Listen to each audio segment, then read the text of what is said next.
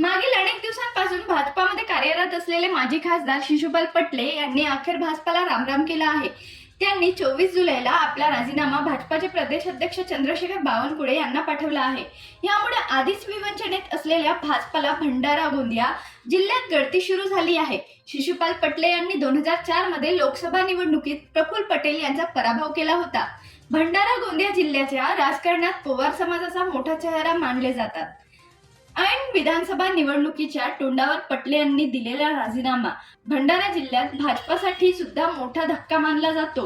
शेतकरी, शेतमजूर, बेरोजगार यांच्या ज्वलंत प्रश्नावर सरकारकडे पाठपुरावा करीत होतो, मात्र राज्यातील सरकारने व सत्तेत सहभागी असलेल्या पक्षवृत्ताने कोणतीही दखल घेतली नाही। त्यामुळे तुमसर विधानसभा क्षेत्रातील जनतेच्या प्रश्नासाठी भाजपाच्या प्राथमिक सदस्यत्वाचा राजीनामा दिला असल्याचे माजी खासदार शिशुपाल पटले यांनी स्पष्ट केले आहे। मी अनेक वर्षांमध्ये भारतीय जनता पक्षामध्ये काम करतो आहे, अतिशय निष्ठेने काम करतो आहे आणि शेतकऱ्यांचे, सर्वसामान्यांचे प्रश्न घेऊन मी मुंबईला अनेकदा गेलो। मला अतिशय वाईट अनुभव आला।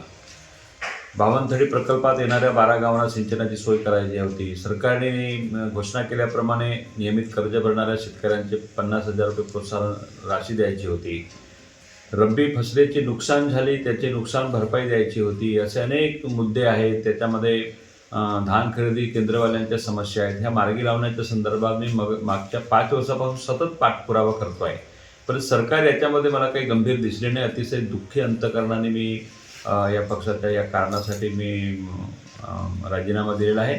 15 दिवसाच्या पूर्वी पत्रकार परिषद घेऊन सरकारला आगाह केला की याच्यावर काहीतरी तोडगा काढण्यात आम्ही राजीनामा देणार, परंतु कुठलाही सरकारचा प्रतिनिधी, पक्षाचा प्रतिनिधी माझ्याकडे फिरकला नाही आणि त्याच्यामुळे मला अतिशय दुःख अंतकरणाने हा राजीनामा द्यावा लागला। ही भाजप आता अटल बिहारी वाजपेयी अडवाणीजींच्या काळातील भाजप राहिली नाही असं मला आता वाटू लागलेलं आहे आणि त्याच्यामुळे मी हा राजीनामा दिलेला आहे। आणि विषय राहिला दुसऱ्या पक्षामध्ये जाण्याचा, अजून माझ्या डोक्यात कुठल्या दुसऱ्या पक्षात जाण्याचा विषय नाही आहे। मी माझ्या कार्यकर्त्यांशी सल्लामसलत करून पुढची राजकीय दिशा ठरवणार आहे।